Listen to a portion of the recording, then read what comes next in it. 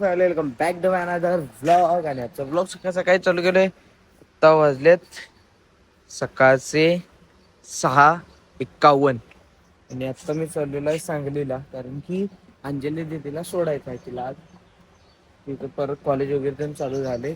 तिथं मध्येच कॉलेज चालू झालं 15 तारखेला, काहीतरी ती पडलेली आहे हातावरती, त्यामुळे ती परत घरला आलती. आणि दादाचं लग्न सुद्धा होतं, त्यामुळे ती घरला आलती. पण आता ती परत चालली आणि हरी तिथं त्याला चिडवत बाहेर आली. मी आता जायचं आहे डायरेक्ट आपण सांगलीला, कारण की तिला सोडून मला परत आणि यायचं आहे रिटर्न इकडं.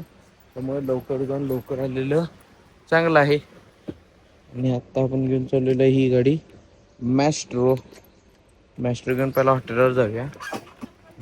हॉटेलवरनं मग ऍक्टिवा घ्यायची, मग जायचं. कशात तिकीट ठेवणारच झालं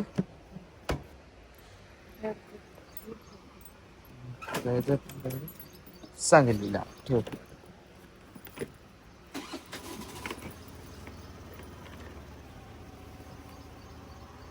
आता सोडले मी दीदीला, हे दीदीचं कॉलेज आहे, सोडले दीदीला. आणि आता चालले मी परत इचलकरंजीला. वाजल्या तिथे बघा 8ला, फक्त 10 मिनिटं कमी आहेत. आता मी निघलोय सांगलीतनं, परत आले इचलकरंजीला. चलो आले मी घरला. आणि घरला आले बघा जेवायला बसलोय डायरेक्ट. आणि आज जेवणात आहे मस्तपैकी भात आहे आणि मसूरची भाजी आहे. मी आज हेच खाणार आहे. आणि आज जरा माझी तब्येत पण बरी नसल्यामुळे ना, मस्तपैकी भात खाणार, पहिला गोळ्या खाणार आणि मस्तपैकी झोपणार आहे.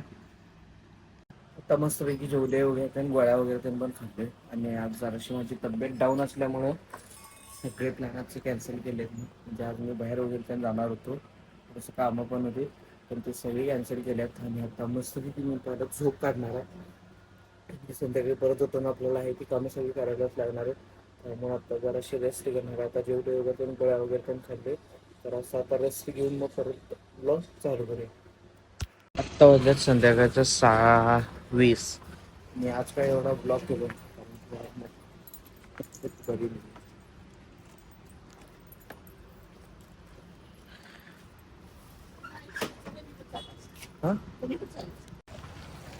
आज माझी थोडीशी तब्येत डाऊन आहे, त्यामुळे आज काय एवढा ब्लॉग तीन काही केलं नाही नीट. सकाळी दीदीला तेवढं सोडायला गेलतो, त्यानंतर मी आत्ता चाललो हॉटेलवर संध्याकाळी, कारण की हॉटेलवर थोडीशी कामं आहेत, त्यामुळे चाललो हॉटेलवर. तर चला हॉटेलवर जाऊया. आणि हॉटेलवर आपल्याला आता 1-2-3 कामं, कुरकुरे वगैरे त्यांना आणायचं. एवढ्या दिवस आपण हॉटेलवर नव्हतो आणि दादाच्या लग्नामुळे आम्ही सगळी तिकडे होतो. हॉटेल पण थोडे दिवस बंद होतं मध्ये 2-4दा. आले आपण हॉटेल गरम गरम पकोडा वगैरे काढतात.